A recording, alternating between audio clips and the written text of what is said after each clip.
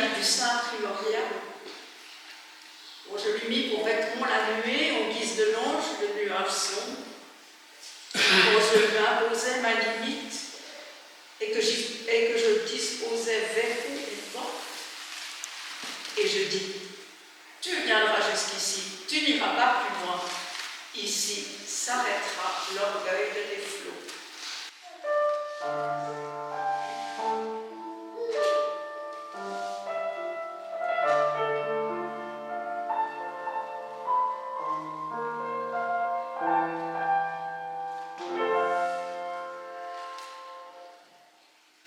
Dans la deuxième épître aux Corinthiens, au chapitre 5, les versets 14 à 17.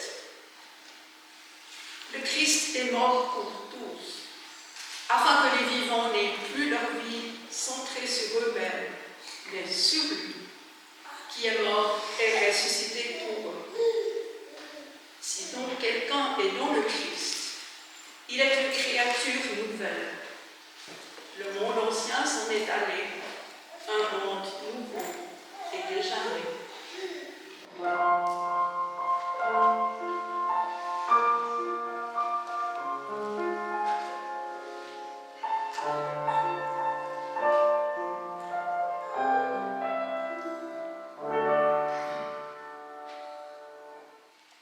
Dans l'évangile de Marc, au chapitre 4, les versets 35 à 41. Ce même jour, sur le soir, Jésus leur dit, passons sur l'autre rive.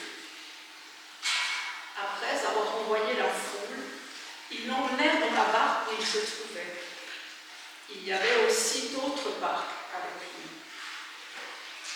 Il s'éleva un grand tourbillon et les flots se jetaient dans la barque, au point qu'elle se remplissait déjà. Et lui, il dormait à la poupe, sous le coussin. Ils le réveillèrent et lui dirent, Maître, ne t'inquiètes-tu pas de ce que nous périssons? S'est-on réveillé? Il menaça le vent et dit à la mer, Silence, tais-toi! Et le vent cessa et il eut un grand calme. Puis il leur dit, pourquoi avez-vous ainsi peur? Comment avez-vous point de foi? Ils furent saisis d'une grande frayeur, et ils se dirent les uns aux autres, qui est donc celui à qui obéissent même le vent et la mer?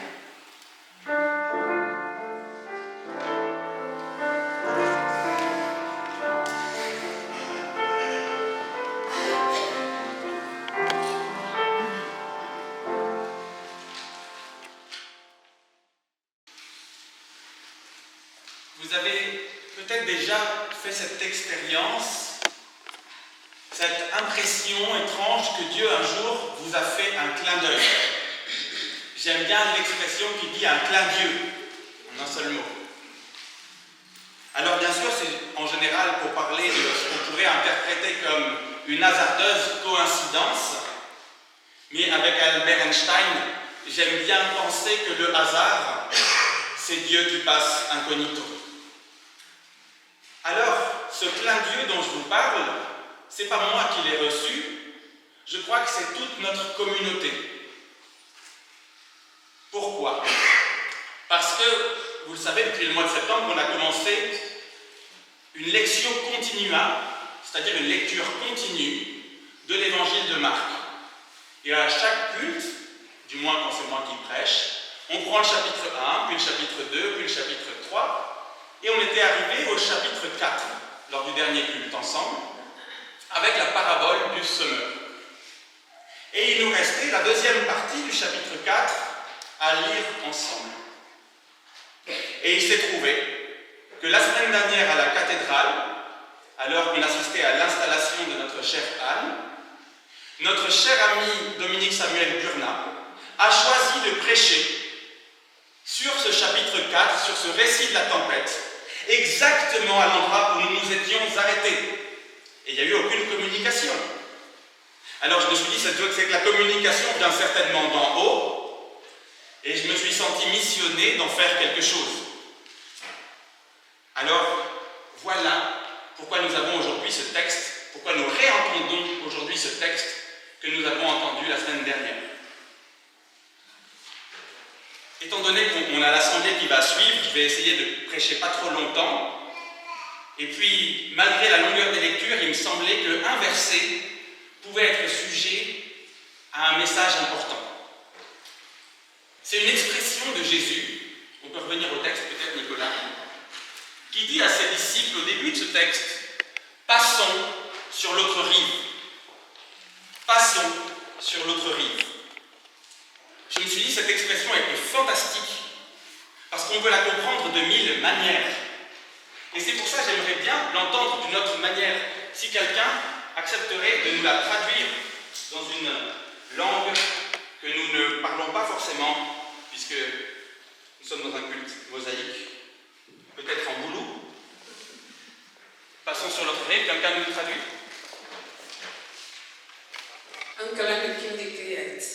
Quelle poésie. Peut-être en allemand, en anglais, quelqu'un? En allemand? Geh auf die andere Seite. Quelqu'un, une composition? En tigrénien peut-être?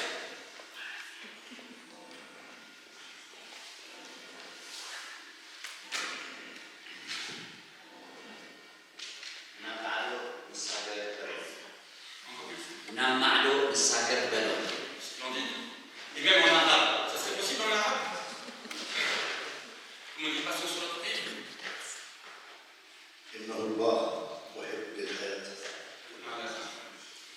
Que c'est beau d'entendre le dialecte camerounais, le nôtre. Merci beaucoup. Merci, chers amis. En espagnol. Splendide. Pasar a la otra ribera. Magnifique. J'entends arriver là, c'est une question de boisson. Magnifique. Ça, c'était pour nous faire entendre qu'une même expression, on peut l'entendre de 10 manières. Et aujourd'hui, je ne vais pas pouvoir faire un exposé sur les 10 manières, on va en retenir 2. La première, ce sera la manière la plus métaphorique, la plus poétique, la plus allégorique même on peut dire. Excusez-moi pour tous ces mots compliqués. Et la deuxième, ce sera une manière plus littérale.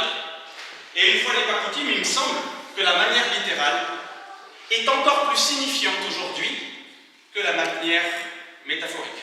On va voir pourquoi. Si on interprète ce texte d'abord au niveau symbolique, on saisit tout de suite la profondeur de cette expression. Et c'est bien éclairé par la lettre de Paul que nous avons entendue. Passer sur l'autre rive, c'est quoi? C'est entrer dans un nouveau monde. Le nouveau monde est déjà né. Je crois que ça illustre très bien ce que Jésus veut nous dire. Pourquoi c'est un nouveau monde? Parce que sur l'autre rive, on reconnaît que Jésus est Dieu. Et notre vie change. Notre vie n'est plus centrée sur nous-mêmes, elle est centrée sur le Christ. Et dans ce monde-là, centré sur Jésus, la confiance vient dominer la peur et la tempête se tait devant la parole. En effet, avec les disciples, c'est en passant sur l'autre rive que Jésus leur apparaît enfin comme ce qu'il est, le Créateur du monde. Celui-là même qui a séparé les eaux en deux, en Genèse. Et celui qui est décrit dans le livre de Job, comme celui qui a retenu la mer avec ses portes. Et donc, dans leur frayeur, les disciples se posent exactement la bonne question. Qui donc est celui-ci à qui obéissent même le vent et la mer? Passer sur l'autre rive, c'est donc s'apercevoir que Jésus n'est pas simplement un prophète, même un bon prophète. Qu'il n'est pas simplement un rabbi, et même un très grand rabbi. C'est s'apercevoir qu'il est le Verbe incarné au commencement de tout, comme le dit le prologue de Jean. Amen. Si on revient maintenant à un niveau plus littéral, je trouve ça magnifique ce foisonnement, de la parole biblique qui, dans tous ses aspects, peut nous inspirer? Eh bien, au niveau littéral, on s'aperçoit que lorsque Jésus dit « passons sur l'autre rive », ça a un sens très précis. Parce que sur l'autre rive, on rejoint un nouveau peuple, celui des Gédaréniens. Alors pour le savoir, il faut lire le chapitre 5. Au chapitre 5, on nous dit « Il pose pied à terre au pays des Gédaréniens ». Qui sont ces gens? Ce qui est intéressant, c'est que ce ne sont pas des Juifs. Et donc passer sur l'autre rive, ça signifie « allons voir les non-juifs ». Et évidemment, j'entre maintenant dans l'ecclésiologie de la prédication, en rapport avec notre assemblée de paroisse. Comment rejoindre les non-juifs aujourd'hui? C'est la question qui peut nous être posée. Car ce qu'on va discuter tout à l'heure, vous le savez, c'est la question de la densité, du rythme des cultes mosaïques. Et ces cultes-là ont justement pour mission de rejoindre les non-juifs, ou en tout cas les non-chrétiens, ou alors, pour mieux dire, simplement celles et ceux qui se sont éloignés de l'Église. Et comme plusieurs membres du conseil de paroisse me l'ont proposé et m'y ont invité, et des gens d'une grande sagesse que j'estime beaucoup, je vais essayer de donner quelques explications sur ce projet qui est en lien avec ce passage sur l'autre rive. Alors d'abord, je vais vous dire une chose, c'est que même si notre Église a tendance à se vider, les églises on peut dire, parce que ce n'est pas les seules, les églises historiques en tout cas, ce que j'observe chez les personnes que je rencontre, les personnes qui sont éloignées de l'Église, notamment à travers les actes pastoraux comme les services funèbres, ce que j'observe, c'est que la plupart des gens n'ont pas abandonné l'idée de Dieu. Et ils n'ont pas non plus, pour la plupart, abandonné l'espérance d'une vie après la mort. Ce qu'ils ont abandonné, c'est simplement notre façon de le dire. Ce qu'ils nous disent, en ne venant plus, c'est que notre Église ne répond plus aux besoins spirituels de beaucoup de nos contemporains. Alors ils se sont éloignés et ils ont laissé entre eux et nous une mer, quand ce n'est pas un océan. Et c'est bien pour cette raison, excusez-moi de rappeler cette expression de Dominique, que notre Église coule, un petit peu à l'image du Titanic, doucement mais sûrement. J'aimerais d'abord dire une chose, parce que c'est vrai que quand Dominique nous a dit ça à la cathédrale la semaine dernière, c'était un peu glaçant.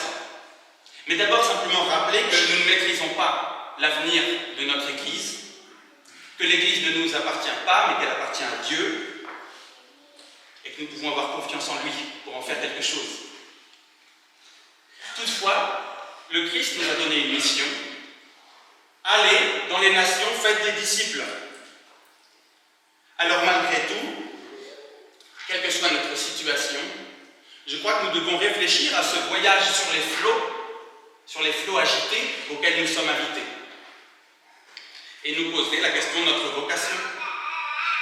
Comment rejoindre ceux qui se sont éloignés, ceux qui sont sur l'autre rive? Et j'aimerais ouvrir une petite fenêtre, une petite digression comparative au sujet de la question de l'opéra. Parce que vous le savez peut-être, j'ai été chanteur d'opéra dans une autre vie, et il y a des grands parallèles qu'on peut faire entre notre Église et l'opéra. D'abord, il y a ce désir très fort de rejoindre un nouveau public face à un public qui a évolué sans trop se renouveler. Et à l'Église, comme à l'opéra, il y a 30 ans, la moyenne d'âge était d'une 50aine d'années, et aujourd'hui elle est de 70. Ce qui veut dire que le public ne s'est pas vraiment renouvelé. Et puis, comme notre Église, l'opéra était autrefois un art populaire. En Italie, les paysans chantent Verdi encore. Et enfin, l'opéra se trouve aujourd'hui marginalisé dans la culture et un petit peu réservé à une forme d'élite. Alors, moi j'ai travaillé dans l'opéra et on s'est posé la question, comment trouver un nouveau public? C'était le rôle de ce qu'on appelle la médiation culturelle. Alors depuis les années 50-60, quand on a lancé les politiques culturelles, on a pris des jeunes de la Blécherette, donc des quartiers moins favorisés, on va dire, alors c'est plutôt français, et on les a amenés à l'opéra, en espérant qu'ils auraient un choc esthétique, et qu'après ils retourneraient peupler nos rangs devant cet art sublime. Or, après 3h30 de flûte enchantée de Mozart, l'effet n'était pas celui escompté. Passé l'hilarité des premières minutes, c'était l'embarras qui a dominé. Et donc on a mis longtemps à le comprendre, mais depuis 20 ans on a changé notre fusil d'épaule. On s'est aperçu qu'on ne pouvait pas assommer avec notre culture très homogène, un public qui n'avait pas les codes pour intégrer cette culture. Et on a donc commencé à se dire comment intégrer dans l'opéra les codes de la culture d'aujourd'hui et des jeunes d'aujourd'hui. Et ça donne quelque chose que j'aimerais vous montrer avec un petit clip vidéo qui dure 2 minutes et qui mélange la marche à l'empereur turc de Lully, qui n'est pas un moderne, c'était le compositeur de Louis XIV, et le groupe de rock britannique Queen. On a eu du bol avec le temps. Ah, et au fait, Lavo Classique, ils font rien cette année? Lavo Classique, ils ont prévu septembre. Septembre, 1 ou 2 jours. J'ai pas de précision, je t'avoue. Moi, de toute façon, classique. Par exemple, quand c'est l'opéra, je trouve que ça crie, on comprend rien. Ouais, c'est une affaire de point de vue. C'est vrai que dans toutes les scènes du quotidien, tu as de la musique. C'est une émotion. Pour moi, c'est une émotion. Elle est en toi ou elle est présente. Ouais. Elle est présente.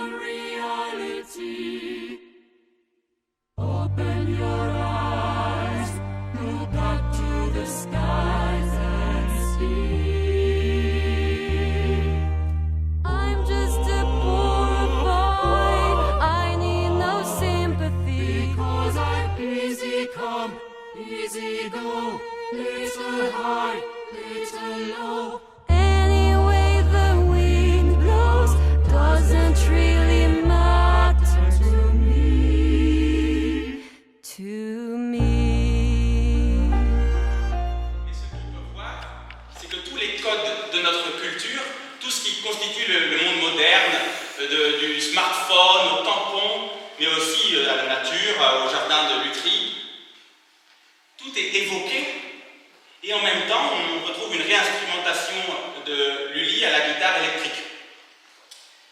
Et donc, ce qu'on s'est aperçu et ce qu'on s'aperçoit, c'est que ce mélange des genres permet de rendre audible aujourd'hui le génie de Lully à des gens qui n'ont aucune connaissance de cette culture du XVIIe siècle. Et justement, c'est là où je reviens à l'essentiel. Le but unique de ces cultes mosaïques, c'est de rendre audible aujourd'hui le génie de l'Évangile.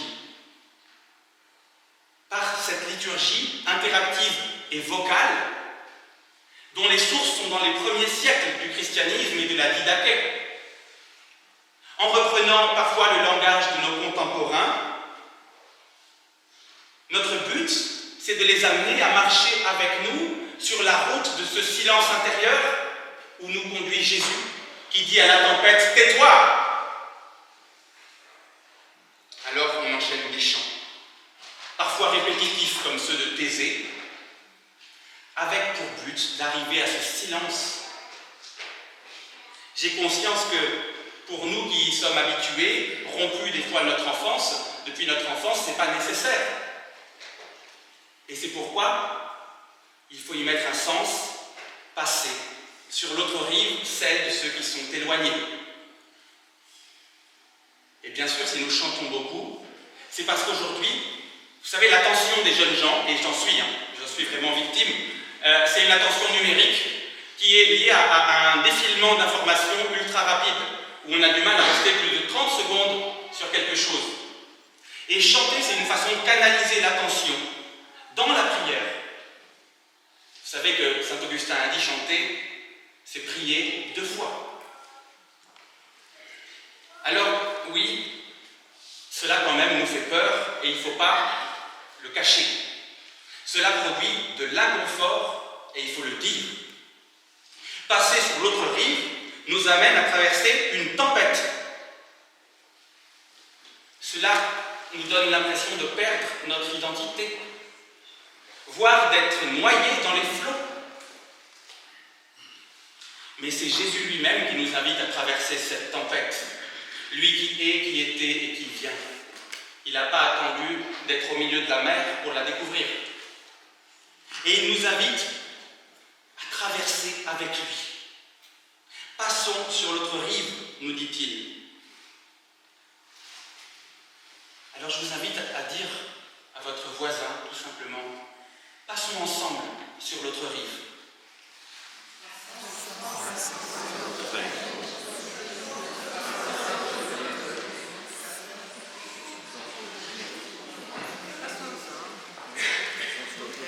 Une grande question qu'on peut se poser. Mais je suis déjà passé. Je suis déjà. Le roi dit, mais moi j'y suis déjà. Je crois que si Jésus nous demande de traverser, mais pas de traverser seul, de traverser avec lui, je crois que c'est très important. Je crois que c'est parce que lui-même a besoin de nous. Je crois que Jésus se sait vulnérable. Vous savez, on a un Dieu très particulier qui assume sa vulnérabilité. Un Dieu qui est né sur la paille, s'il vous plaît. Dans le premier cri d'un nourrisson, qu'y a-t-il le plus vulnérable? Surtout aujourd'hui, où on entend cette fragilité retentir à Gaza. Alors ici ou là, ce Dieu vulnérable a peut-être besoin de nous. Et je le crois profondément. Alors vous pouvez encore vous adresser à votre voisin et lui dire « Dieu est vulnérable, il a besoin de toi. »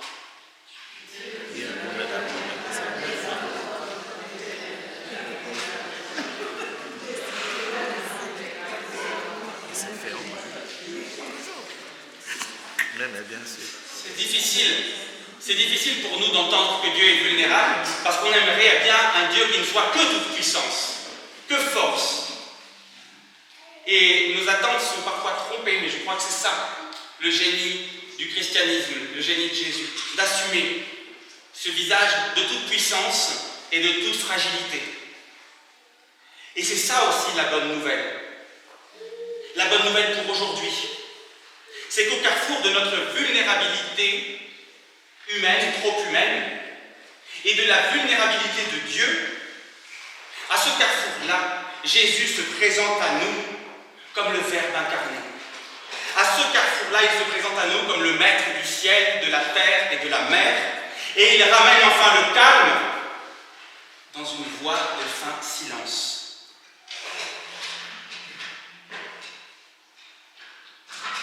Et alors, notre bateau peut avancer, notre bateau peut traverser, poussé par le souffle de la confiance. Silence, tais-toi, dit Jésus à toutes nos pensées agitées. Alors je vais écouter la sagesse du Maître. Amen.